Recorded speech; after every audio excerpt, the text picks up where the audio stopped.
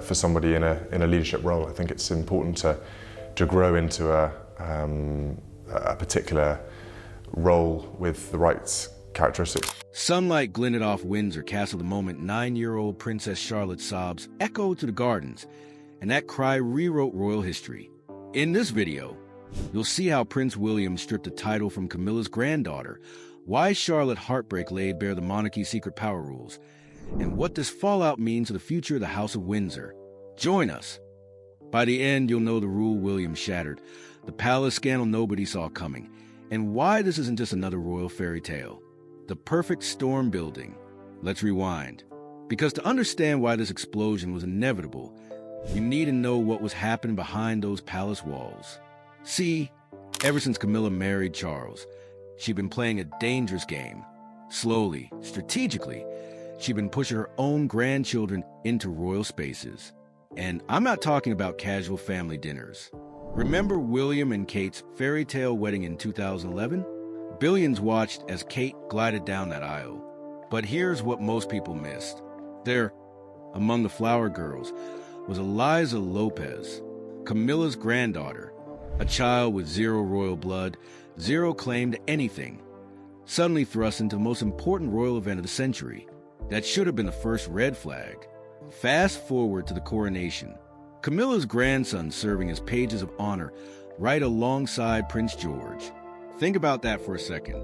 The future King of England sharing duties with kids whose only connection to royalty was their grandmother's controversial marriage. Staff members later revealed Kate's jaw literally tightened when she saw the arrangements. But here's where it gets really interesting. Royal insiders knew Camilla had initially thought Kate wasn't aristocratic enough for William. Not enough blue blood. Too middle class. The irony? Now Camilla was forcing her own middle-class grandchildren into every royal photo opportunity she could find. Behind closed doors, Kate was reaching her breaking point. She'd built her entire approach to royalty on one principle: earn your place through service, through dignity, through dedication. Meanwhile, Camilla's grandkids were getting a free pass just because Granny married well. The tension was suffocating. Palace staff started noticing how Kate would subtly position Charlotte away from Camilla's grandchildren at events. How William's smile would freeze whenever the Parker Bowles kids showed up in matching outfits to his children. One footman later admitted, "You could cut the tension with a knife. Everyone pretended it was fine. One big happy family." But we all knew this was a powder keg waiting for a match. The garden party explosion. August afternoon. Private section of Windsor Castle Gardens. The kind of exclusive gathering where bloodlines matter more than bank accounts, where whispered conversations shape the future of nations. King Charles had organized this casual family picnic, but nothing about the royal family is ever truly casual. Picture the scene. Persian rugs laid across manicured grass. Cucumber sandwiches on silver platters that cost more than most people's cars. Children in designer outfits that they'd wear exactly once.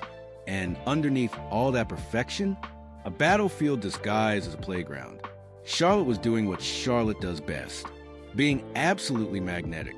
Even at 9 years old, she had that special something, that Diana sparkle, the way she'd help younger cousins with their games, the way she'd curtsy to adults with perfect precision, then flash that $1,000,000 smile. She wasn't trying to be special. She just was. And that's exactly what made her a target. The first few snide comments were subtle. Whispers about how Charlotte always had to be so perfect. Giggles when she helped serve tea to the adults. Eye rolls when she thanked the staff. But Camilla's grandchildren weren't done. They were just getting started. Then came the moment that changed everything. Charlotte was adjusting her dress. A beautiful blue number that Kate had personally selected. That's when Eliza struck. Not physically, but with words sharper than any blade. Your mommy is just pretending to be queen. Mine is the actual one. The garden went silent. Even the birds seemed to stop singing. Charlotte's face crumbled. This wasn't about a dress or a title. This was about her entire identity being attacked. Her mother's legitimacy questioned. Her own future dismissed by someone who shouldn't even be there. But Eliza wasn't finished. You act like you're so special, but you're not. You're just playing dress up. When Grandma Camilla becomes a real queen, you'll see. That's when Charlotte broke. The composed little princess who never put a foot wrong suddenly looked exactly like what she was. A 9-year-old girl being bullied. She ran. Not walked. Ran. Straight into Kate's arms. Her body shaking with sobs that would haunt every single person who witnessed them. Kate's transformation. In that moment, Catherine, Princess of Wales, underwent a metamorphosis that left veteran palace staff absolutely stunned. The woman known for her perfect composure, her measured responses, her diplomatic smile, she vanished. What emerged was something far more primal, far more powerful. A mother whose child had been wounded, and God help anyone who stood in her way. I've served this family for 37 years. One senior aide would later whisper. I've seen arguments, scandals, even that horrible night when Diana died. But I have never seen Kate like that. It was like watching a completely different person emerge. Kate scooped Charlotte into her arms, her designer dress be damned. Her eyes? Ice. Pure ice. She locked onto Camilla across the garden with a stare that could have frozen hell itself. Then, still carrying her sobbing daughter, she strode directly toward the queen consort. Not walked, strode, like a warrior approaching battle. What happened next took place behind closed doors. But 3 separate staff members confirmed the same thing. Voices were raised. Not Kate's. She didn't need to shout. Her fury was the quiet kind, the dangerous kind. She demanded a private audience with Camilla. Immediately. No pleasantries. No protocol. Just 2 women about to have a reckoning. Inside that room, Kate laid down the law. Witnesses say Camilla tried her usual tactics. Dismissive laughter. Children will be children, dear. A patronizing pat on the shoulder. We mustn't make mountains out of molehills. Wrong. Move. Kate's response was surgical. Your granddaughter just attacked the future queen of England's position. She questioned my daughter's birthright. She bullied a 9-year-old child to tears. And you think this is amusing? But here's where it gets absolutely savage. Kate knew exactly where to strike. She brought up how Camilla had once thought she wasn't aristocratic enough for William. Funny how standards change when it's your own family trying to climb the ladder, isn't it? Camilla's face reportedly went white, then red, then a shade of purple that had aged genuinely concerned for her health. She tried to respond, tried to assert her authority as queen consort, but Kate cut her off with a single raised hand. This ends now. Your grandchildren will learn their place, or they will have no place at all. And if you think Charles will choose you over Charlotte, you're about to learn exactly how wrong you are. Then came the power move nobody expected. Princess Anne, who'd been observing from the doorway, stepped in. The Princess Royal, who'd kept her opinions about Camilla largely private for years, finally chose a side. And it wasn't Camilla's. The girl's right, and said simply, you protect your children, no matter what titles are involved. That's what real royalty does. William's nuclear option. While Kate was delivering ice-cold justice behind closed doors, Prince William was processing. And when William processes, kingdoms shake. There's something people don't understand about the Prince of Wales. He might look like the perfect royal, all smiles and waves and diplomatic statements. But underneath, he's his mother's son. And when you come for his family, he doesn't just respond, he obliterates. The next morning, 7 a.m. sharp, William convened an emergency meeting, not at Kensington Palace, where walls have ears, but in a secure room at Buckingham Palace that's usually reserved for matters of national security.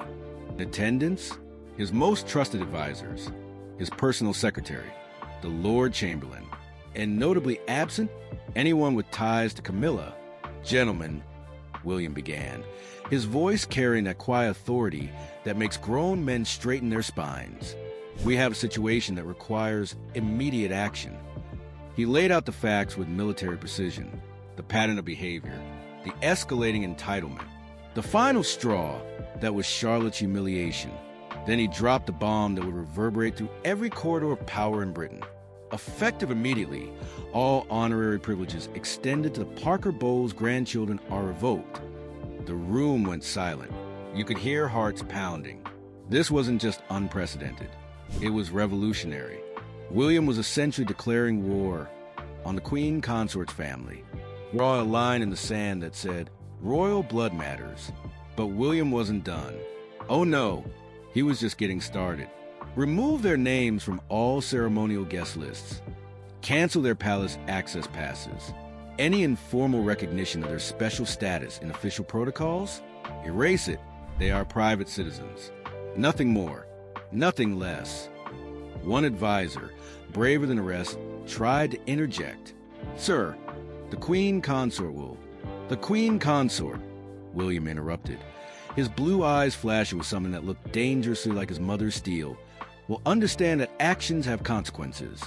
Being married to the king doesn't make your grandchildren royal, and it certainly doesn't give them the right to attack mine." Then came the masterstroke. William knew this would leak. He was counting on it, but he also knew how to control the narrative. When this becomes public, and it will, the message is simple. The monarchy maintains standards. Cross those standards, face the consequences, even if your grandmother wears a crown. The meeting ended with 7 simple words that would echo through history. "No one touches my daughter. No one." The public uprising. Within 48 hours, the story exploded across Britain like wildfire in a drought. And the public's reaction? It was swift, brutal, and absolutely unanimous. Finally, someone in the royal family had shown some backbone. And the fact that it was in defense of Princess Charlotte, that turned a family drama into a national cause. Hashtag Protect Charlotte started trending within hours.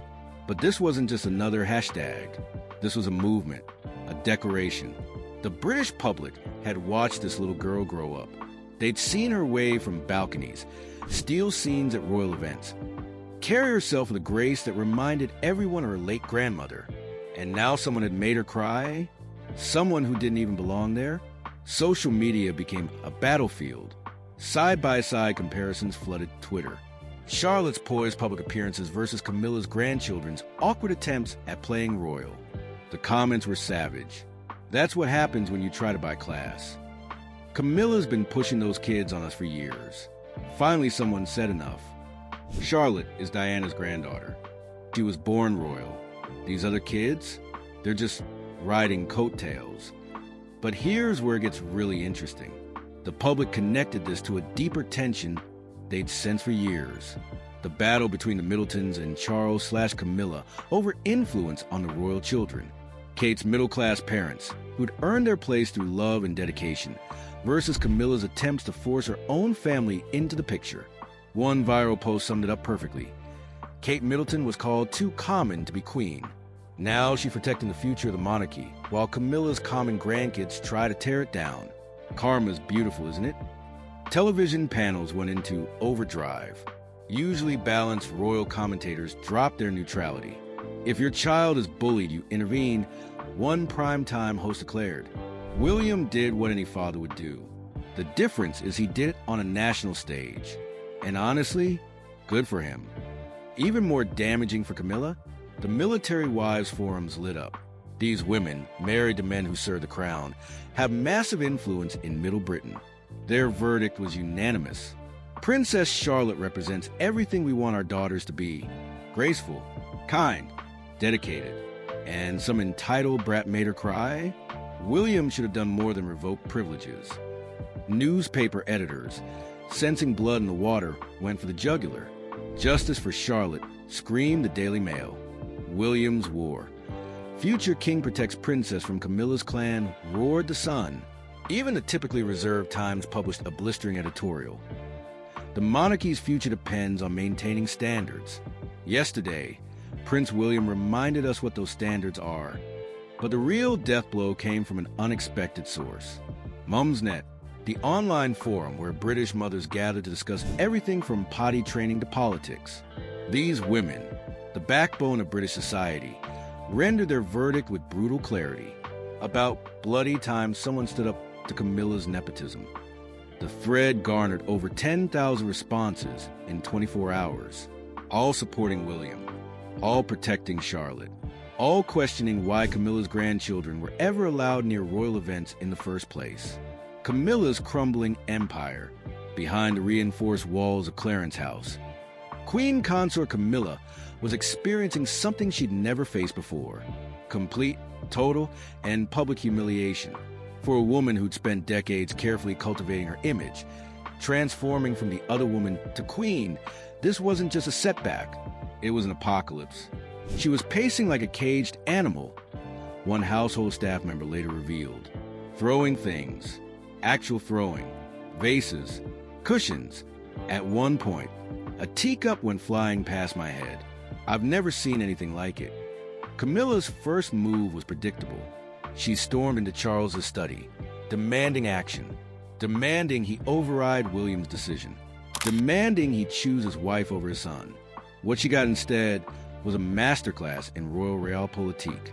"It's done," Charles reportedly said, not even looking up from his papers. "William has made his decision.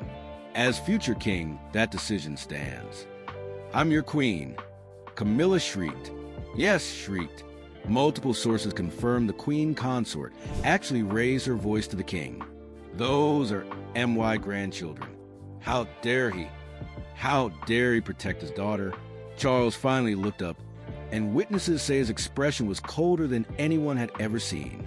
How dare he maintain the standards of the monarchy? How dare he act like the king he'll one day be? But here's where Camilla made her fatal error. She tried to play the victim, tried to claim this was all Kate's doing. That Kate had orchestrated everything because she'd never accepted Camilla, that this was jealousy over Camilla's position. Charles's response? Laughter. Actual bitter laughter. Kate has more dignity in her little finger than never mind. The decision stands. Your grandchildren are not royal. They never were. And after what happened to Charlotte, they never will be. The conversation ended with Camilla's ultimate threat. She'd go to the media, tell her side, paint William and Kate as cruel, vindictive, jealous of her happiness. Charles's response chilled everyone within earshot. Try it. See how that works out for you. Because here's what Camilla hadn't calculated. Years of sources confirming William had merely tolerated her. Years of the public questioning her place. And now, she'd given them the perfect excuse to unleash decades of resentment. Within days, the palace ecosystem began to shift. Staff who'd previously been loyal to Camilla started requesting transfers. Her personal secretary developed a sudden case of family emergencies. Even her hairdresser, who'd been with her for 15 years, became mysteriously unavailable. But the cruelest cut? The WhatsApp groups. Yes, even royals have WhatsApp groups. And Camilla found herself slowly, systematically excluded. Messages went unread. Invitations stopped coming. When she attended a charity luncheon, conversations died as she approached. The queen consort was becoming a ghost in her own palace. One particularly brutal moment came during a state dinner. Camilla, dripping in jewels that once belonged to Queen Mother, tried to make small talk with a duchess she'd known for years. The woman's response? "I really must check on my children. You understand, don't you? We mothers do worry so about bullying these days." Then she walked away, leaving Camilla standing alone, champagne flute trembling in her hand. The new royal order. As autumn settled over Britain, one thing became crystal clear.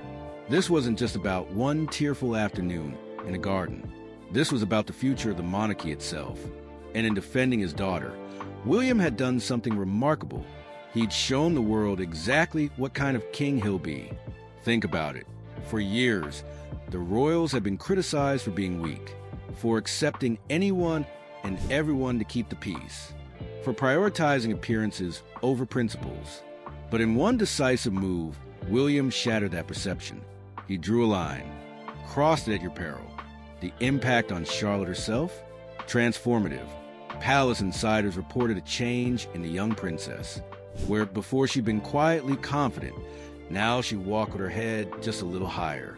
She'd been tested, validated. The future queen had learned a valuable lesson. Standards matter. Birth matters. And most importantly, her parents would move heaven and earth to protect her. But here's the really interesting part. Remember how Camilla's grandchildren called Charles Yupa and had grown up thinking they belonged? That illusion was shattered. Permanently. They were no longer seen at any royal gatherings. No more matching outfits with the whale's children. No more carefully orchestrated photos ops. They'd been returned to what they always were. Private citizens with a famous grandmother. Kate, meanwhile, emerged from this crisis stronger than ever. The woman who'd once been dismissed as too middle class had just outmaneuvered a woman who'd spent decades playing palace politics. And she'd done it not through manipulation or media games, but through the oldest, most powerful force in the world, a mother's love. William's relationship with his father forever changed. Charles had chosen sides, and while he'd chosen correctly, the fact that he'd hesitated, even for a moment, created a distance that would never fully heal. In every future interaction, there would be an unspoken understanding. When push comes to shove, William and Kate stand alone, and they're perfectly fine with that. The British public, they'd found their future.